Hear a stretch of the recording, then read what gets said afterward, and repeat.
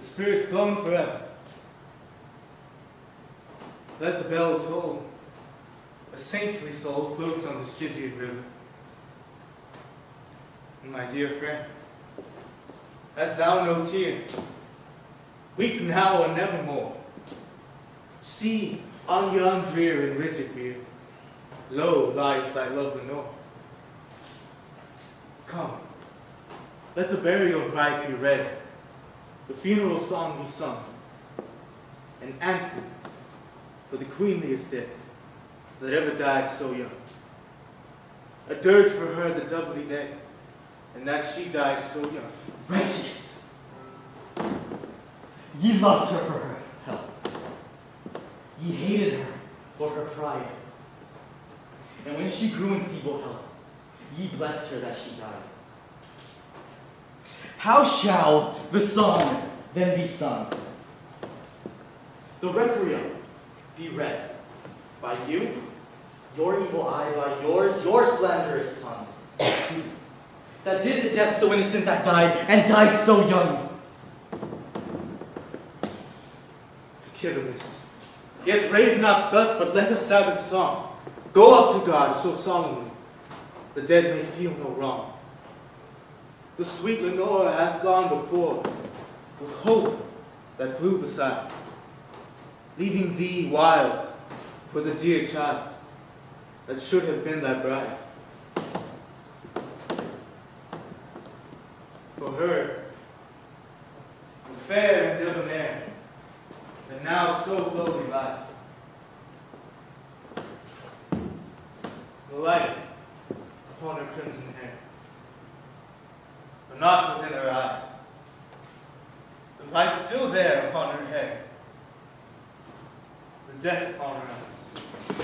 What?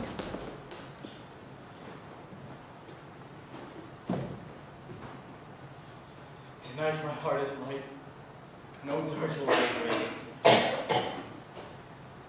but waft the angel on her flight with a paean of old days.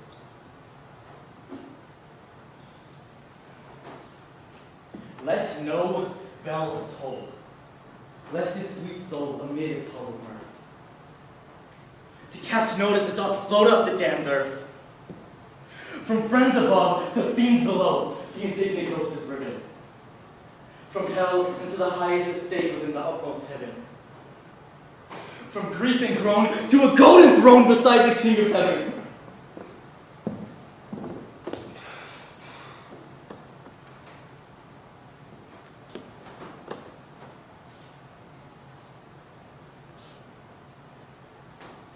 Brothers and sisters, children of God, we are gathered here today to celebrate the life of the young beloved Lenore Usher. It has been requested by the family that sister and I share these words with all that are here and all here in spirit. By a route obscure and lonely, haunted by ill angels only, where an idolin named Night on a black throne reigns upright, I have reached these lands but newly, from an ultimate dim duty, from a wild weird clime that lieth sublime, out of space, out of time. Bottomless dells and boundless floods, and chasms and caves, and titan woods, With forms that no man can discover, for the tears that drip all over. mountains toppling evermore, into seas without a shore, seas that restlessly fire, surging unto skies of fire. Lakes that endlessly outspread their lone waters lone, and dead their still waters still, and chilly with the snows of the lolling lily. By the lakes that thus outspread, there are lone waters, lone and dead. There are sad waters, sad and chilly, with the snows of the lolling lily. By the mountains, near the river, murmuring lowly, murmuring ever. By the gray woods, by the swamp, where the toad and the newt camp. By the dismal tarns and pools, where dwell the ghouls. By each spot, the most unholy, in each nook, most melancholy, there the traveler meets the gas, sheeted memories of the past. Shredded forms that start in time, as they pass to wander by. White-robed forms of friends long given in agony to the earth and heaven. For the heart whose woes are legion, is a peaceful, soothing region. For the spirit that walks in shadow, 'tis an Eldorado. But the spirit looking through it may not, dare not, openly view it. Never its mysteries are exposed to the weak human eye unclosed. So wills its king, who hath forbid the uplifting of the fringed lid. And thus the sad soul that here passes beholds it but through darkened glasses. By a rat obscure and lonely, haunted by ill angels only, where an eidolon named Night on a black throne reigns upright. I have wandered home but newly from this ultimate dim to you.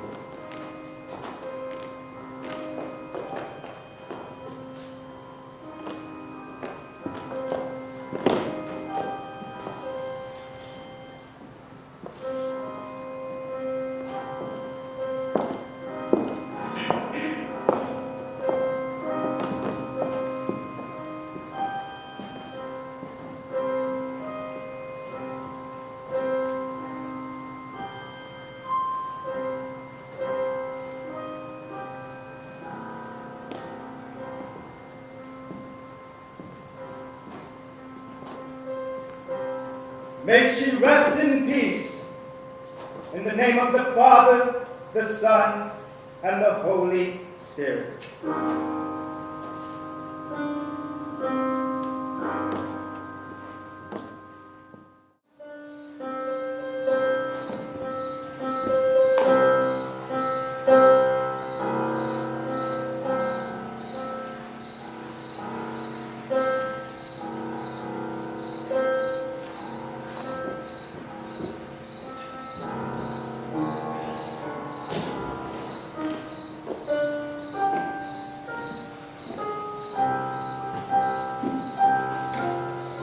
During the whole of the dull, dark and soundless day in the autumn of the year, the clouds hung oppressively low in the heaven. I had been passing along through a singularly dreary tract of the country. As the shades of the evening drew on, I found myself within view of the melancholy house of Usher. I looked upon the scene before me, upon the mere house, and the simple landscape features of the domain. Upon the bleak walls, upon the vacant, eye-like windows, upon a few rank sieges, upon a few trunks and branches of decayed trees, and a depression soul filled, and I can compare it to no earthly feeling more properly than that to the after dream of the reveler upon opium, the bitter lapse into everyday life, the hideous dropping off of the bed.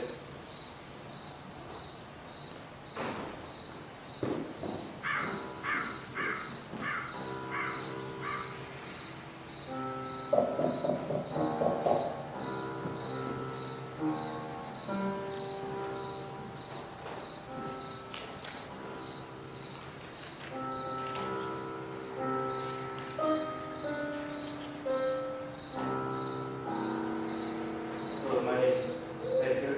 I was requested here by the master.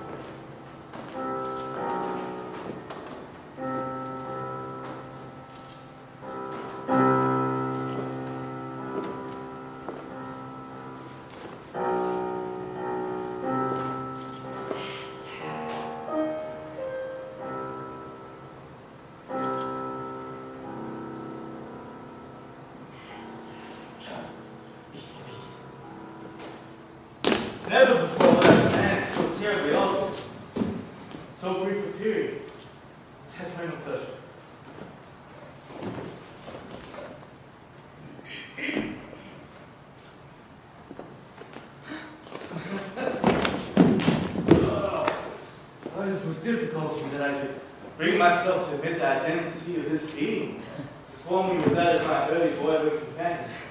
It's been too long, Edgar. Sit. Sit.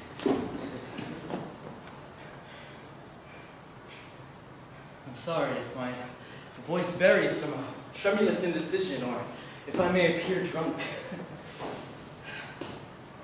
I want to speak the object of your visit and my earnest desire to see you. There's a family evil, one for which I despair to find a remedy, for which I hope will undoubtedly soon pass. I suffer a morbid acuteness of the senses. The most insipid foods are alone and durable. I can only wear garments of certain texture. The odors of the flowers are oppressive. My eyes are tortured by even a faint light. And there are but peculiar sounds from stringed instruments for which did not inspire me with horror. I shall perish. I must perish in this deplorable folly. I dread the events of the future and the results. I shudder at the thought of any, even the most trivial incident, which may operate upon this intolerable agitation of soul.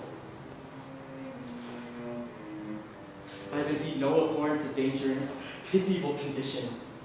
I feel that the time will sooner or later arrive when I must abandon life altogether and reason with some struggle with the grim phantasm. Fear.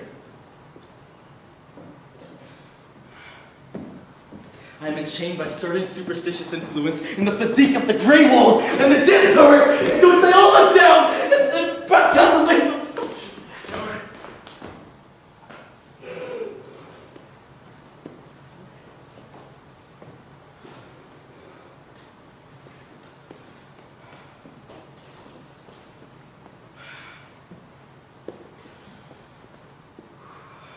However, much the peculiar gloom can be traced to a natural and far more palpable origin. To the severe and long-continued illness of my tenderly beloved sister.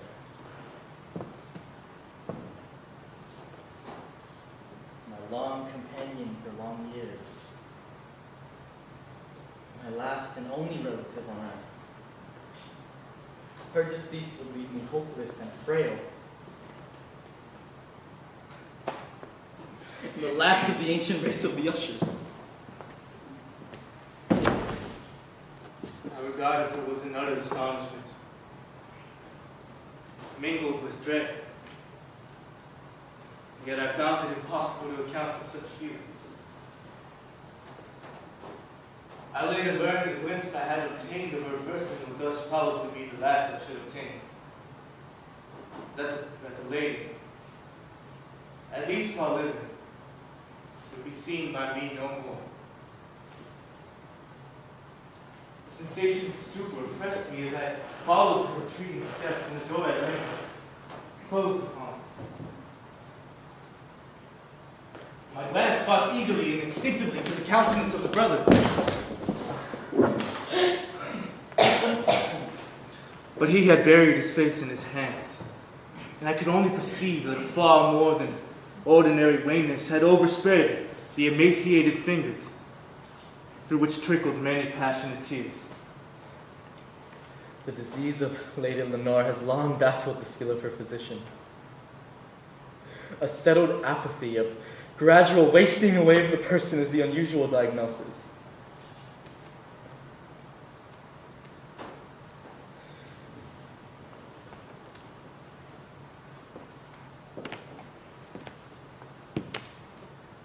For several days ensuing, her name was unmentioned by either usher or myself.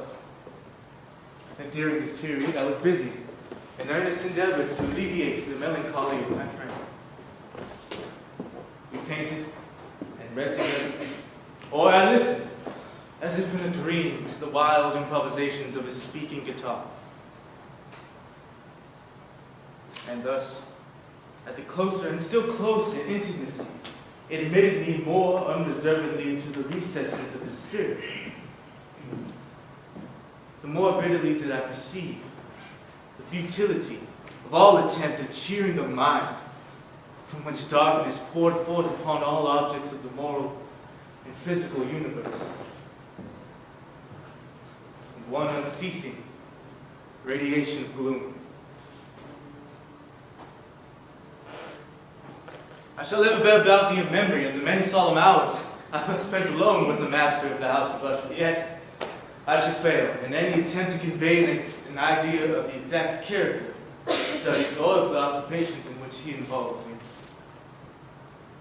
An excited and highly distempered ideology threw a sulphurous luster over all. His long, improvised dirges will ring forever in my ears. From the paintings, over which his elaborate fancy grew, and which grew, touch by touch, into vaguenesses at which I shuddered the more bitterly, because I shuddered knowing not why. From these paintings, vivid as their images now are before me, I would in vain endeavor to reduce more than a small portion which should lie within the compass of merely spoken words. By the utter simplicity, by the nakedness of his designs, he arrested and overawed attention. If ever mortal painted an idea, that mortal was Reynolds Usher. Do you recollect my mentioning of this morbid condition of the auditory nerve? Melodies I once took comfort in performing are now most unpleasant. The plucking of an E string rattles the contents of my skull, and the strumming of a chord shrieks like a banshee in my ears. If it ails you so much, brother, then let us depart from such activities. Perhaps another look at the Belphegor or the Prince by Machiavelli.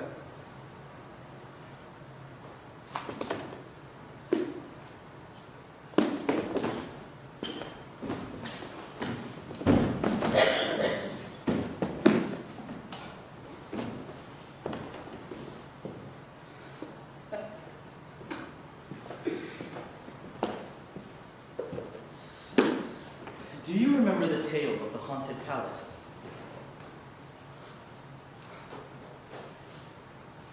How could one forget? I oft recollect the times mother would read it to us as a bribe for silence and proper behavior.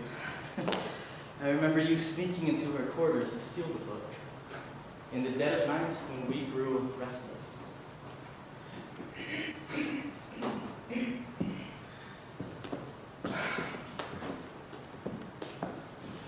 In the greenest of our valleys, by good angels tenanted, once a fair and stately palace, radiant palace, reared its head over the monarch's thoughts dominion. It stood there, never seraph spread opinion over fabric half so fair. Banners yellow, glorious golden on its roof did float and flow. All this, was in the olden time long ago. And every gentle air that dallied in its sweet day, along the rampart, plumed and pallid, a winged odor away.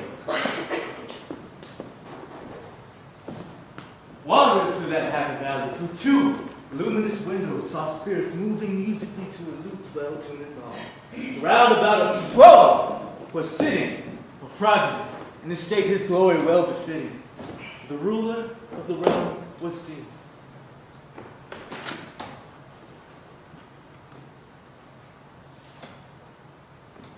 Round about that pearl, and ruby glowing was the fair palace door, to which came flowing, and sparkling evermore, a troop of echoes whose duty was but to sing, a voice surpassing beauty, the wit and wisdom of their king.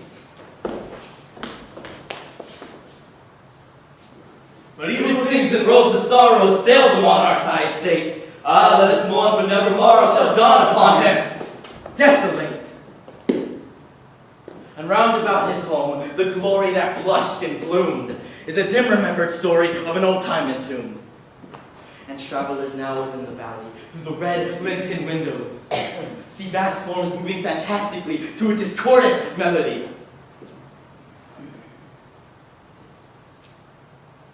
Like a rapid, ghastly river through the pale door, a hideous throng rush out forever and laugh, but smile no more.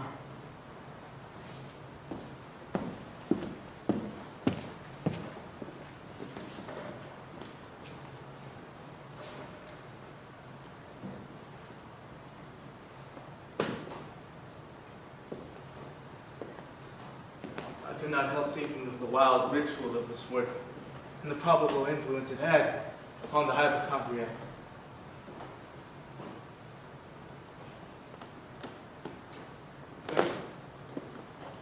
One evening,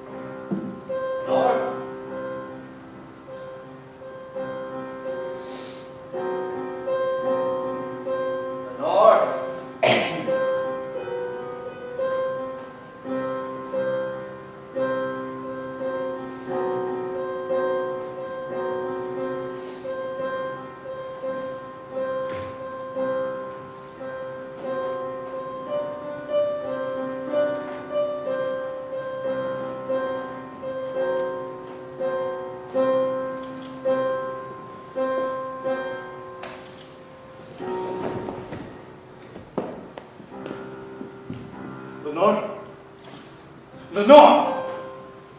Lenore?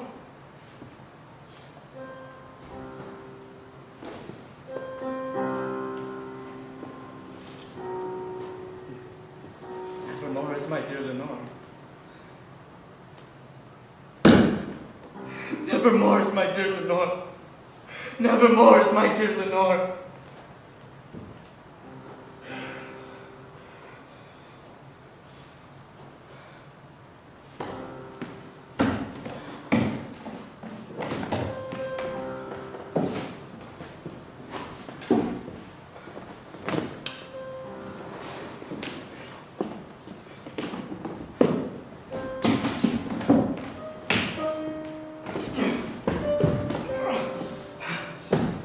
Intend to preserve her corpse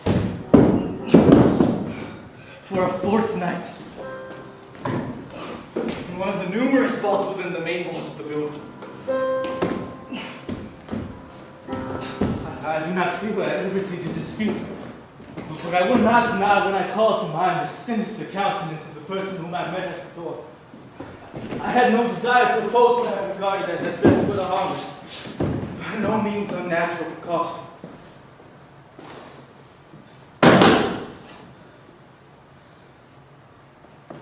And at your request, my dear friend, I will aid you in the person, temporary tomb for the Lady Lenore.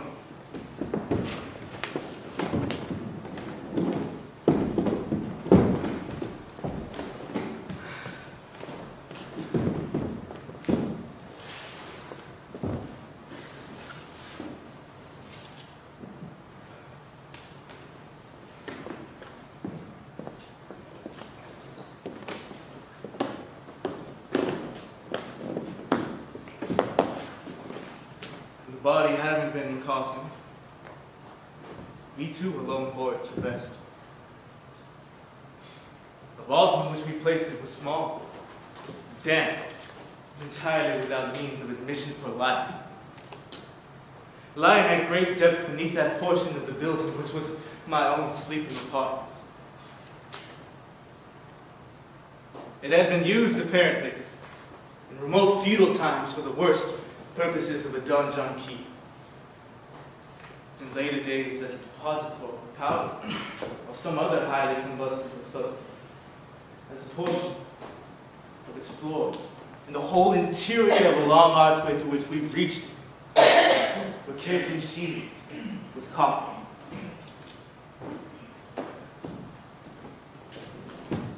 The door of massive iron was also similarly protected. Its immense weight caused an unusually sharp, grating sound when moved upon its hinges.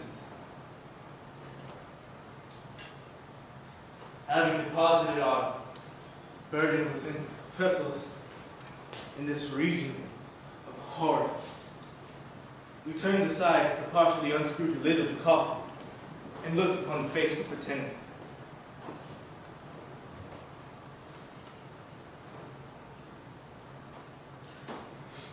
Striking similitude between brother and sister. The disease which is thus entombed the lady in the maturity of youth has left a mockery of a faint brush upon the bosom and the face.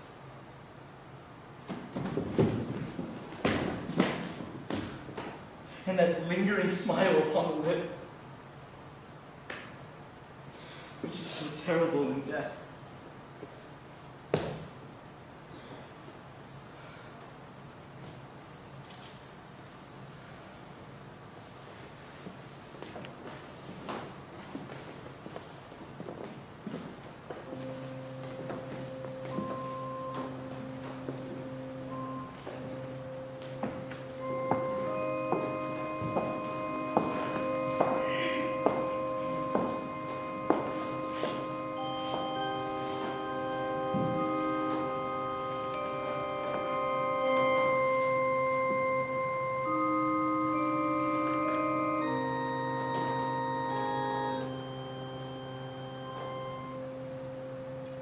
May she rest in peace.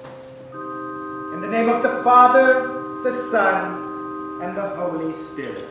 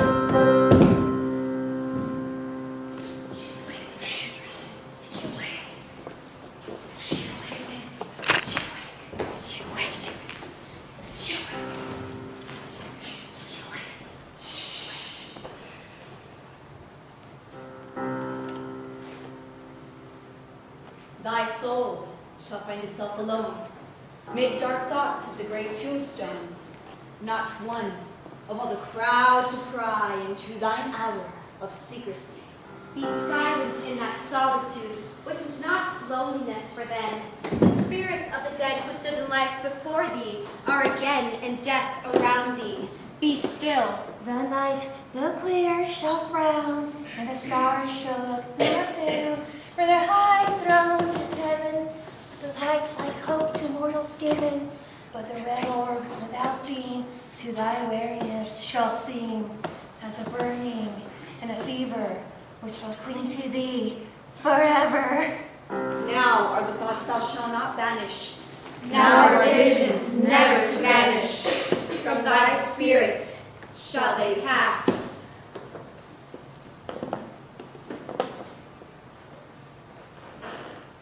By route obscure and lonely, haunted by ill angels only, Where an Eidolon named Night on a black throne. I have reached these lands but newly, from an ultimate dim Thule, From a wild weird climb that lies sublime, out of space And out of time. Bottomless vales and boundless floods. and chasms and caves. Hide in woods. with forms that no man can discover, for the dews that drip all over. Mountains toppling into seas without a shore, seas that restlessly aspire, surging a disguise of fire. Lakes that endlessly outspread, lone waters, lone and dead. They're still waters, still and chilly, with the snows of the lonely.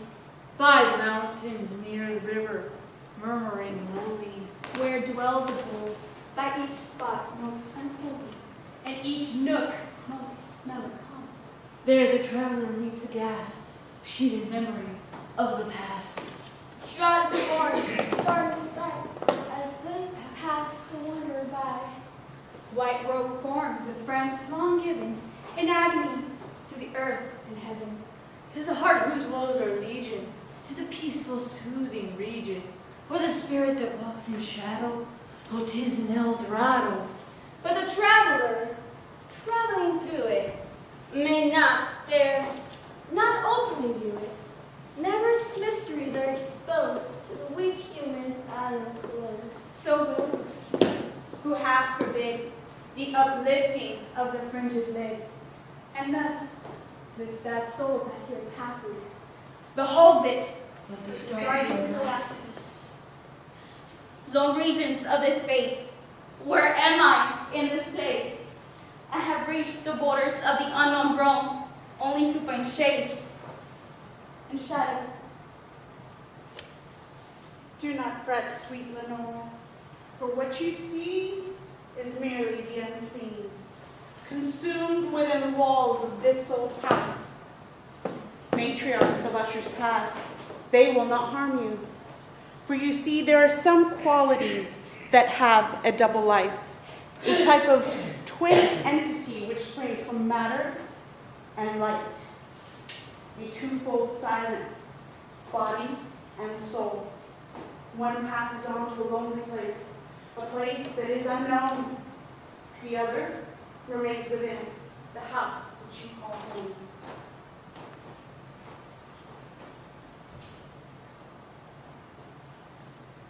at morn, at noon, at twilight dim, thou hast heard my hymn.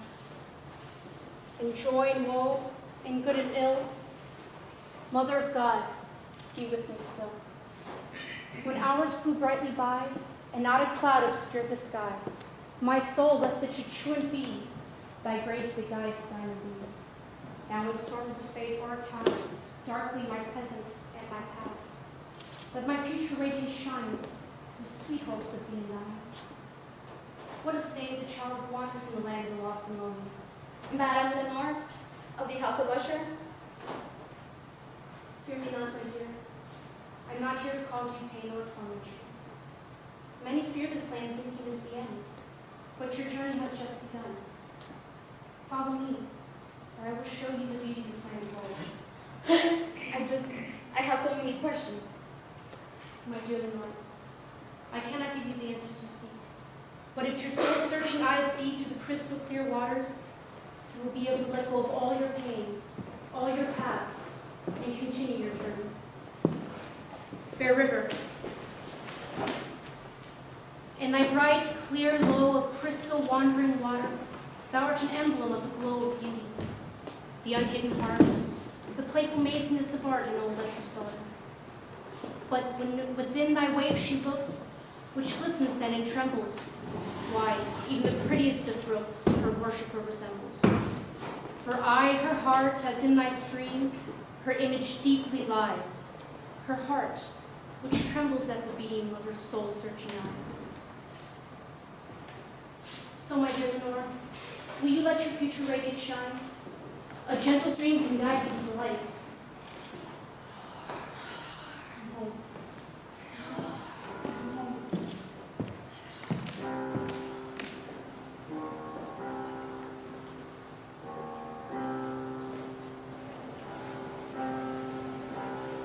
The ordinary man has vanished. The ordinary occupations are neglected, forgotten. He roams from chamber to chamber with her, unequal in objective sense. The power of his continent has assumed a more ghastly hue.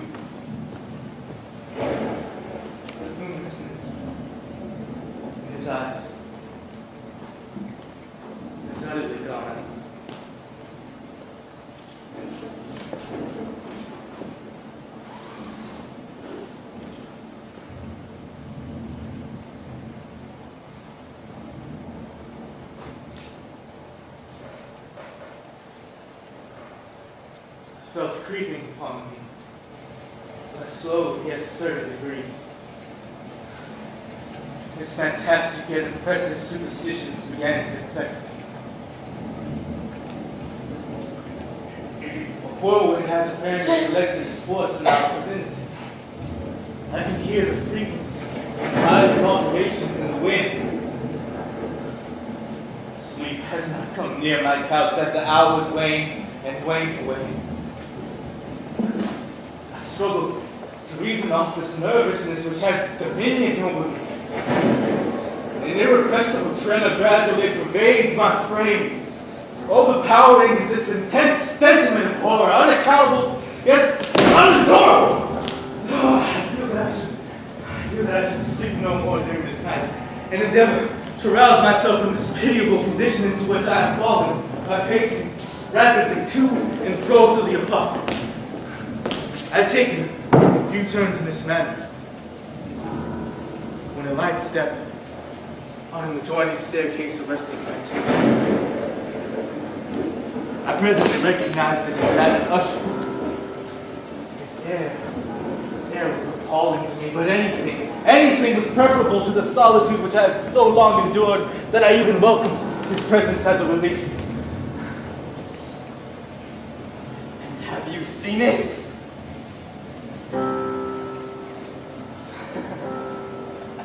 Have you seen it?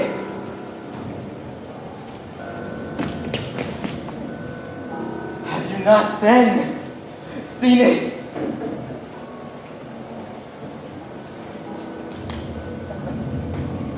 But stay. You shall.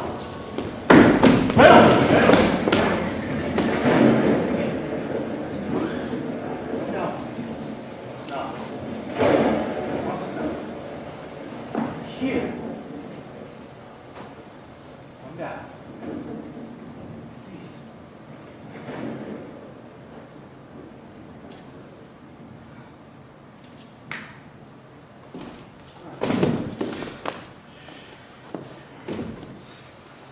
These appearances which bewilder you are merely electrical phenomena, not uncommon. Or maybe they have the ghastly origin in the rank miasma of the time. Let us close this casement. The air is chilling and dangerous to your frame. Together you and I shall pass away this terrible, terrible night together.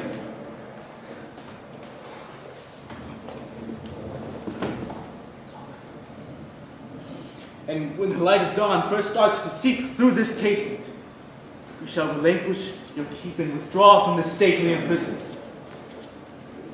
You will go to our boyhood home, where you spent many a day in our ken. And Ernest, I must confess, part of my reason being here is so that I may ask you to watch over my mother in my absence. My writings, my work require solitude, and she thinks no other as much a son as you. Go to her. There you shall stay until this malady that afflicts you so is no more. Then, and only then, shall I see you again, my dear friend. Let us wait.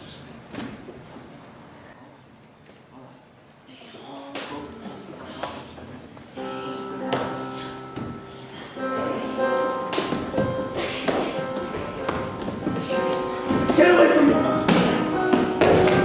Stay away from me! Leave me alone! Leave me alone!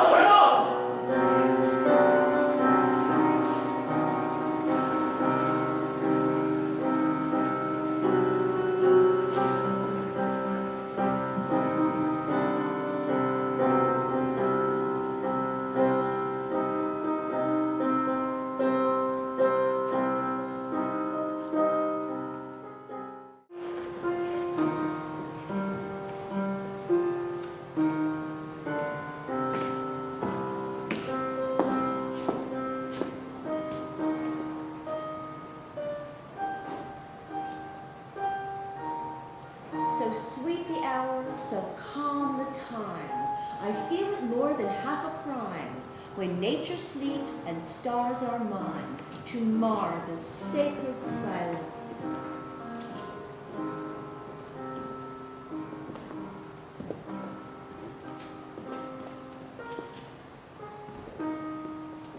Within the valleys dim and brown, and on the spectral mountain's crown, the wearied light is lying down. The earth, the stars, the sea, the sky are redolent with sleep, as I am redolent with thee and thy enthralling love, my precious son, my Edgar. But listen, so soft and low, thy mother's voice tonight shall flow, that, scarce awake, thy soul shall deem my words the music of a dream. Thus no simple sound too rude upon thy slumber shall intrude. Our thoughts, our souls, O God above, in every deed shall mingle love.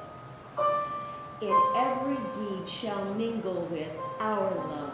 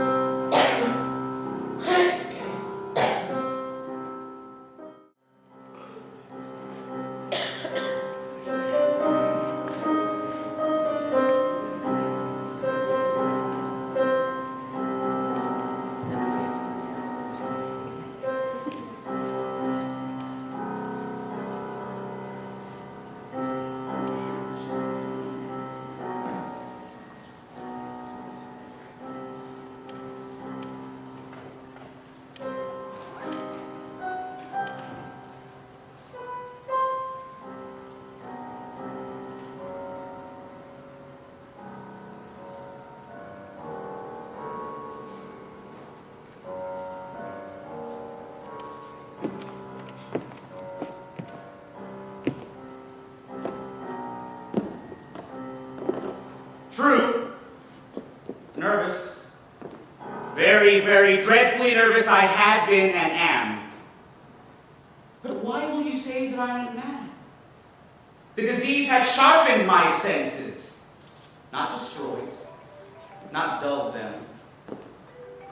Above all, my sense of hearing was acute. I heard all things in heaven and earth. I heard many things in hell.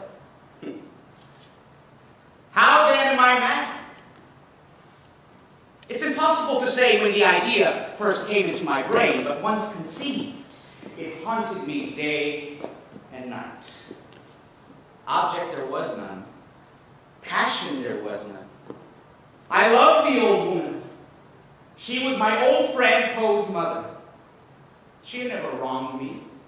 She had never given me insults. For her gold I had no desire.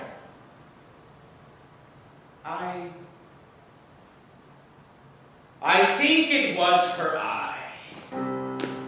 Yes, it was this. She had the eye of a vulture, a pale blue eye with a film over it. Strangely reminded me of my past. And whenever it fell upon me, my blood ran cold, so that by degrees, gradually, I made up my mind to take the life of this old woman and thus rid myself of the eye and my past forever. Riddles! Another lovely day, wasn't it? I hope tomorrow will be just like it. God be praised for all that He's given us. Yes. I'm tired now, dear. Could you help me? Oh, thank you so much. I'm ready for bed now. Good. Oh, thank you. You're such a help. Come along. Oh, thank you. Oh. You have a pleasant evening, and I will see you in the morning. You as well, Mrs. Poe. Sleep tight.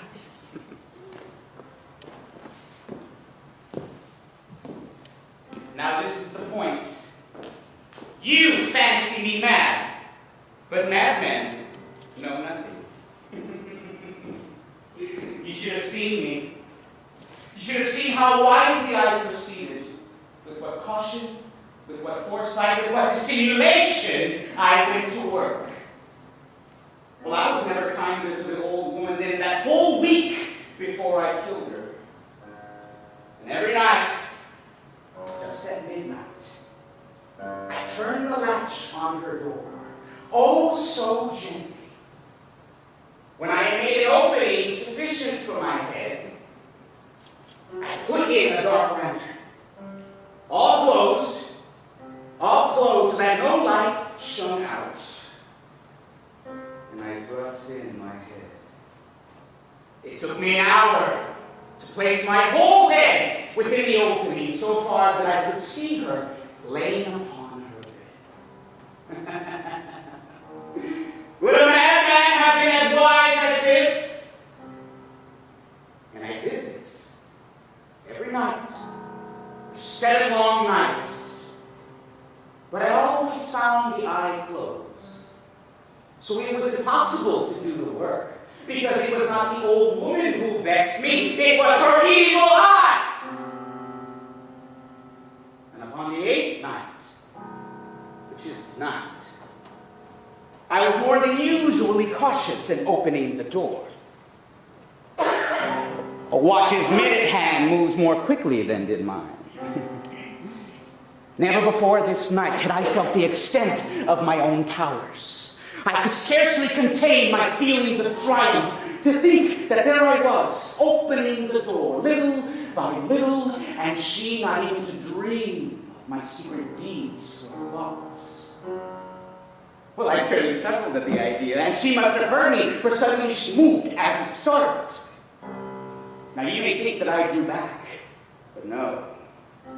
Her room was as black as the pitch with the thick darkness, and I knew that she could not see the opening of the door, so I kept pushing on it steadily. Who's that? Reynolds? Is that you? Edgar? No, it's not him. He's not due back for a couple of months. I kept quite still and said nothing. For a whole hour I did not move a muscle, and in the meantime, I did not hear her lie down. She just stayed sitting up in the bed, listening, just as I have done, night after night, hearkening to the death watches in the wall. Oh! Presently I heard a slight groan, and I knew it was the groan of mortal terror. It was not a groan of pain or of grief. Oh no. It was the low, stifled sound that arises from the soul when overcharged with awe. I knew the sound well.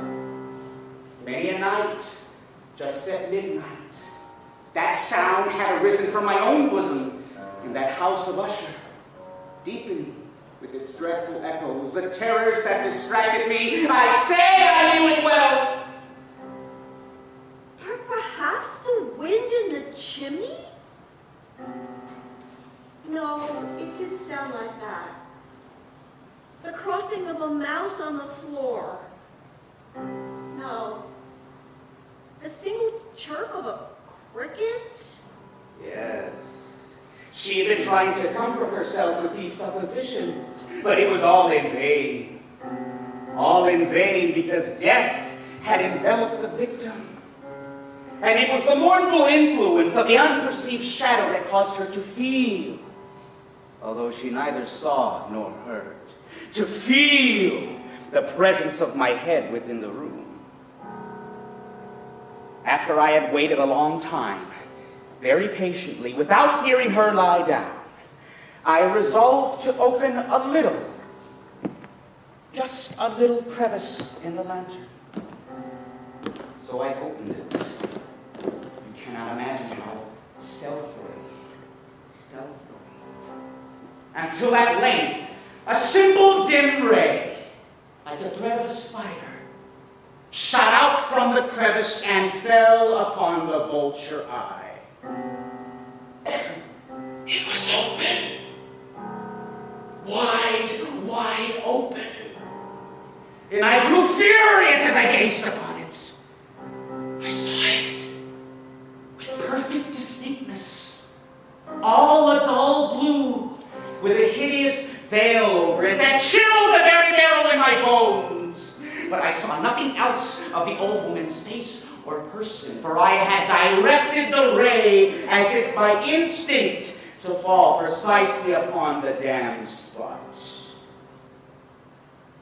And have I not told you that what you mistake for madness is but over-acuteness of the senses? And now there came to my ears a low, dull, quick sound, such as when a watch makes when enveloped in cotton. I knew that sound well, too. It was the beating of the old woman's heart. It increased my fury as a drum stimulates a soldier into courage. Yet I refrained and stood still. I scarcely breathed. I held the lantern motionless. I tried how steadily I could maintain the ray upon the eye. But meantime, the hellish tattoo of her heart increased. It grew quicker and louder every instant. Well, the old woman's terror must have been extreme. It grew louder, I say, louder at every moment. And have I not told you that I am nervous? And so I am. And now, in the dead hour of night, amid the dreadful silence of that old house, a sound such as this excited me to uncontrollable terror. Yet I refrained for minutes longer and stood still.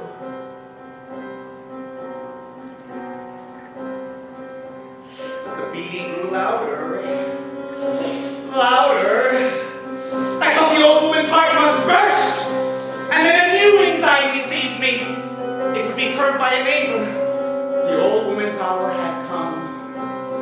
With a loud yell, I threw open the lantern and leaped into the room. She shrieked once, and once only. In an instant, I smothered her.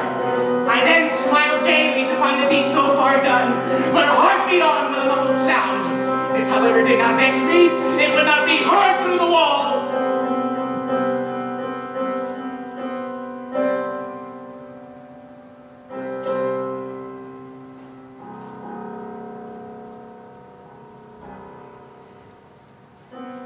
At length it ceased.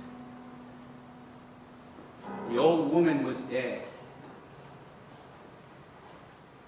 I removed the pillow and examined the corpse. She was stone dead.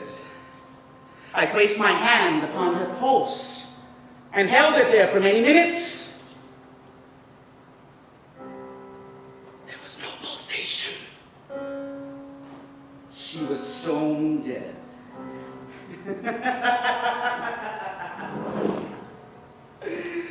Her eye will not trouble me no more. Now, if you still think me mad, you will think so no longer when I describe the wise precautions in the concealment of the body. The night waned, and I worked hastily but in silence.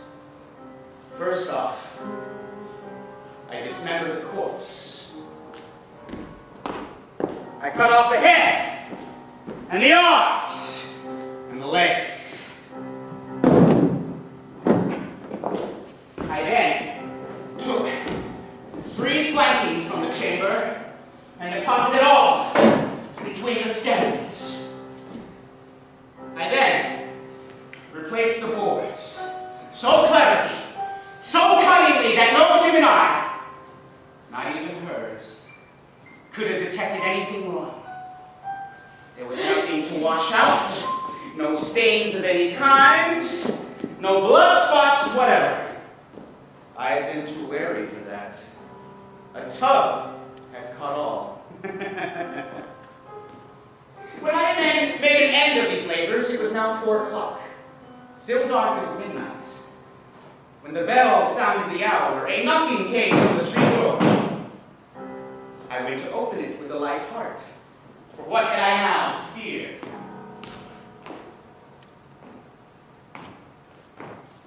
Good evening, sir. Sorry to trouble you at this hour. I'm Detective Holmes and Mrs. Watson.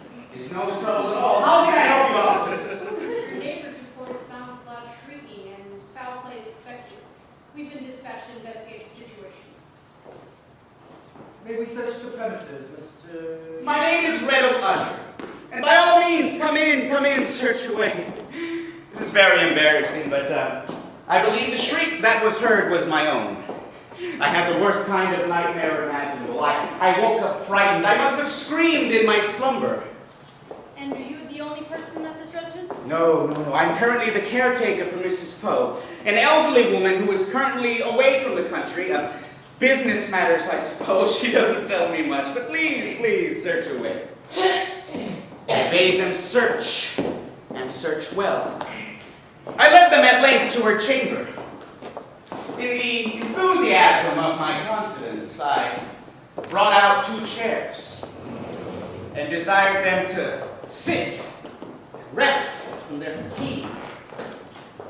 In the wild audacity of my triumph, I placed my own seat upon the very spot which beneath reposed the corpse of the victim.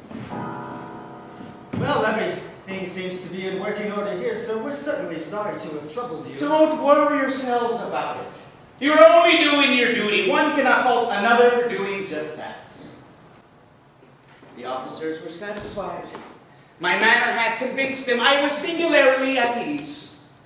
The officers sat and they chatted of familiar things, but ere long I felt myself getting pale and wished them gone. My head ached and I fancied a ringing in my ears. But the officers sat and they chatted. The ringing continued and became more distinct. It continued and became more distinct. I talked more freely to try to get rid of the feeling, but it continued and gained definiteness until at length I found that the noise was not within my ears. No doubt I now grew very pale, and I talked more quickly, with a heightened voice, but yet the sound increased. And what could I do? It was a low, dull, quick sound, such as what a watch makes when enveloped in cotton. I gasped for breath, and yet the officers heard not.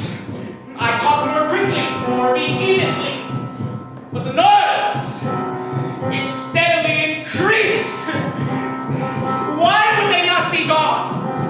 I paced the floor to and fro with heavy strides, as if excited by the fury of the observations of these officers. But yet the noise steadily increased. Almighty God, I feigned, I raved, I swore, but the noise, it grew louder, and the officers, they chatted pleasantly and they smiled. Was it possible that they heard not? Almighty God, no, they heard. They suspected. They knew. They were making a mockery of my horror. This I thought, and this I think. But anything was better than this agony. Anything was more tolerable than an derision. I could bear their hypocritical smiles no longer. I felt that I must scream or die. But the noise grew louder.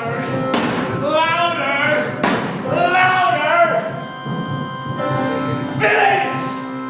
Dissemble no more! Tear up the planks! I admit the deed! Here is the beating of her hideous heart!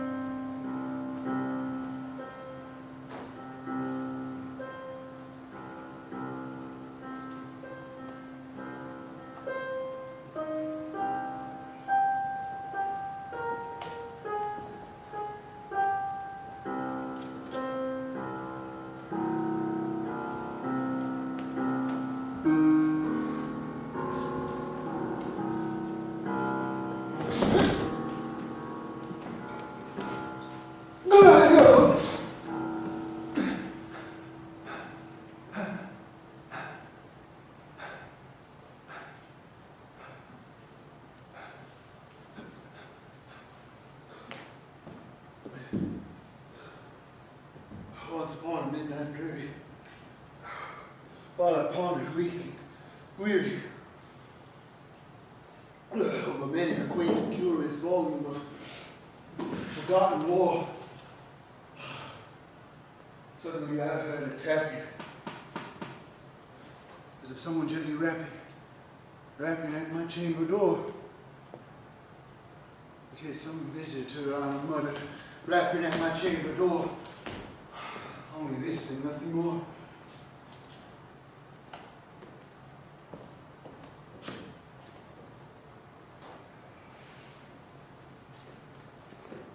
Distinctly, I remember it was in the bleak December, and each separate dying ember wrought its ghost upon the floor. Eagerly, I wished the morrow. Vainly, I had sought to borrow from my books surcease of sorrow, sorrow for the lost Lenore, for the rare and radiant maiden whom the angels named Lenore, nameless here forevermore. The silken, sad, uncertain rustling of each purple curtain it filled me with fantastic terrors never felt before, so that now, easing up my heart, I stood repeating, "It is some visitor entreating entrance at my chamber door. Some late visitor entreating entrance at my chamber door. This is and nothing more." Presently, my soul grew stronger, hesitating then no longer. "Sir," said I, "or madam, truly your forgiveness I implore, but the fact is I was napping, and so gently you came rapping, and so faintly you came tapping at my chamber door. And here I opened wide the door.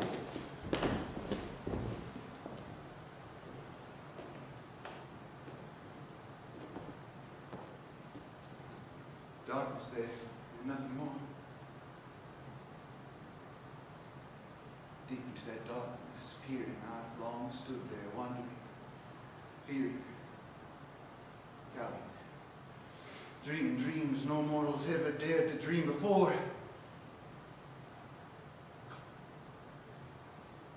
But the silence was broken, and the darkness gave no token, and the only word there spoken was the whispered word, "Lenore." And this I whispered, and an echo murmured back the word, "Lenore." Merely this and nothing more.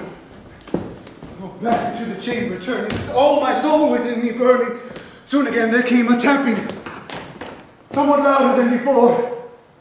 "Surely," said I, "surely that is something at my window lattice. Let me see then what thereat is, and this mystery explore. Let my heart be still alone, and this mystery explore."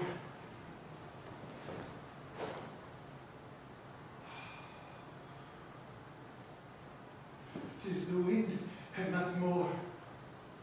Open here, I flung the shutter, when with many a flirt and flutter, in there stepped the stately raven of the saintly days of yore. Not the least obeisance made he, not a minute stopped, or stayed he, but with mine as lord or lady perched above my chamber door, perched upon a bust of Paris just above my chamber door, perched and sat, and nothing more. Then this ebony bird beguiled my sad fancy into smiling.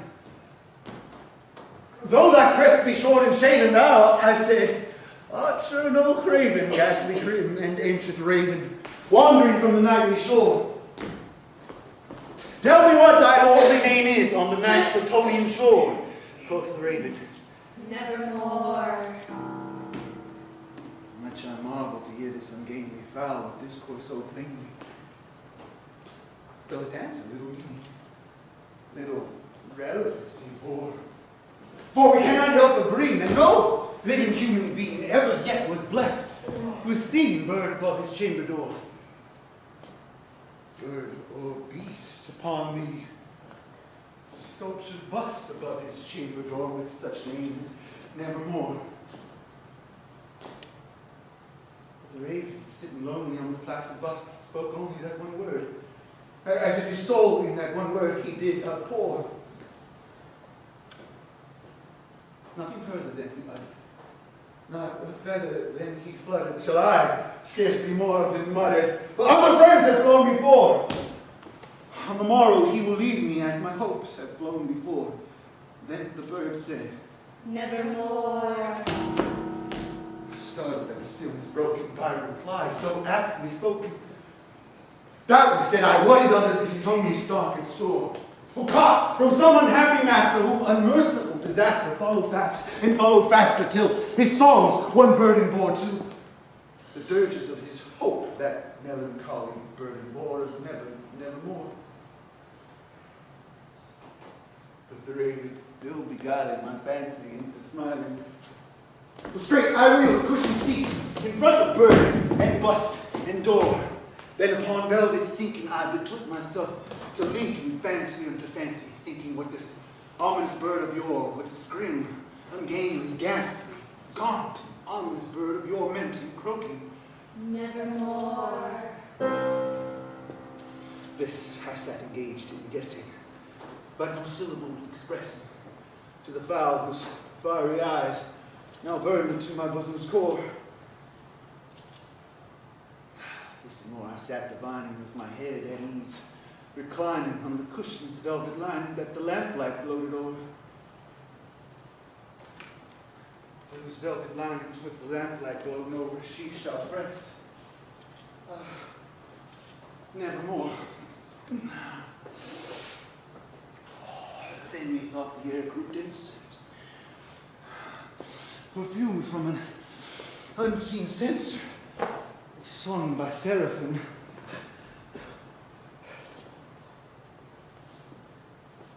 Whose footfalls tinkled on the tufted floor. Wretch, I cried, thy God hath lent thee. By these angels he hath sent thee respite. Respite, and repent thee of thy memories of the Lord. Quaff, oh, quaff. This can repent thee and forget this lost Lenore, quoth the raven. Nevermore. Prophet, said I, think of evil. Prophet, still it is bird or devil. Whether tempest sent or whether tempest tossed thee here ashore, desolate, yet all undaunted, on this land enchanted, on this home of horror haunted. Tell me, truly I implore, is there balm in Gilead? Tell me. Tell me, I implore, quoth the raven. Nevermore.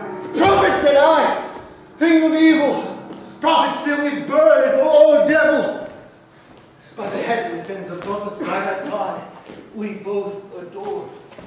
Tell me, soul of sorrow laden, if within the distant aided it shall clasp a rare and radiant maiden whom the angels name Lenore.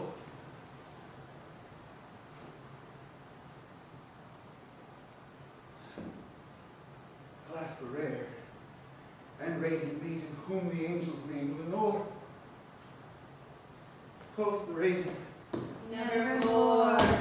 be that one or sign of parting bird or fiend, I shrieked, upstarting, get thee back into the tempest night's Platonian shore.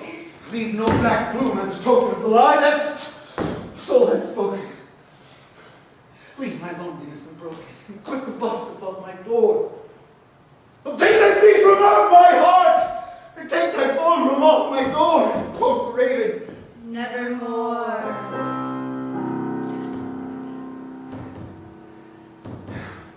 And the raven, never flitting, still is sitting on the bust of Pallas just above my chamber door. And his eyes have all the seeming of a demon's that is dreaming. And the lamplight o'er and stream throws his shadow on the floor. And my soul from out that shadow floating on the floor shall be lifted. Nevermore.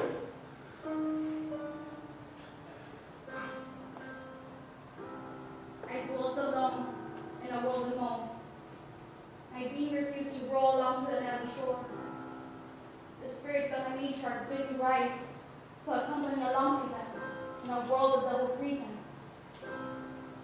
Oh, Oh, certain that deep in earth my love is lying, and I must weep alone. Out of space, out of time, my brother sheltered me my final demise. Though these eyes refuse to be the darkness, your words, the songs of your undying love for me, aloud will never a doubter be to come ever again. Am I not mad? You're not mad. Your heart was touched. Sometimes we're terrified of our hearts, of the constant hunger of whatever it is it wants. But our love was more than love. It was guidance. A love that wings around the heavens, toward both you and I. Was it this haunted horror of a house that infected Reynolds? The scariest of the monsters are the ones lurk within our souls. His soul was infected by the lineage of the ushers, and his unnatural love for me, his sister. This house was the king of the soul. I let him kill you.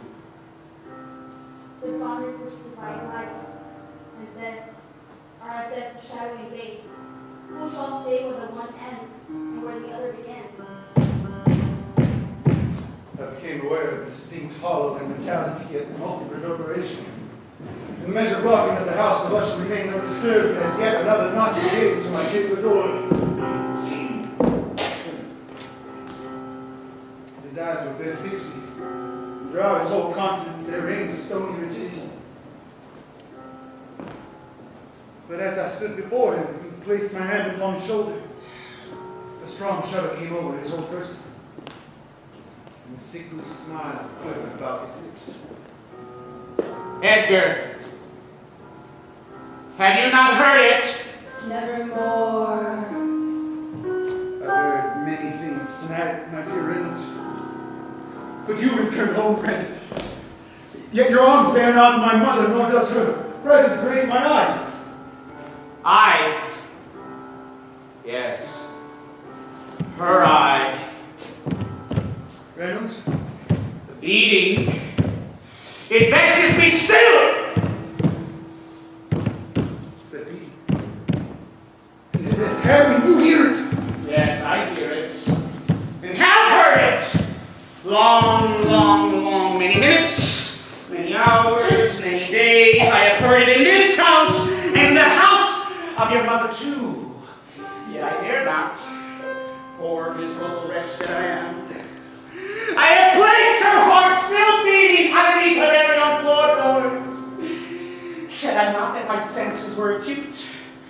I hear your mother still. Reynolds! At first I heard her feeble movements underneath the hollow floor. I planned so carefully many, many nights, yet I dared not. I dared not speak to the police.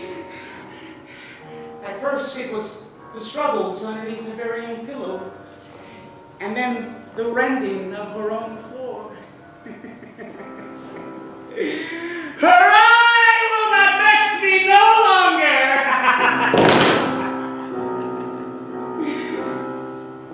Oh, whither shall I fly? Lenore? Will you not be here anon? Will you not hurry to upbraid me for my haste? Do I not distinguish the horrible and heavy beating of her heart? Madman. Madman, I tell you, there she stands without the door. There without those doors, there could stand the lofty and enshrouded figure of the Lady Lenore Usher. Blood upon her white robes. Evidence of some bitter struggle over her old frame that emaciated throughout her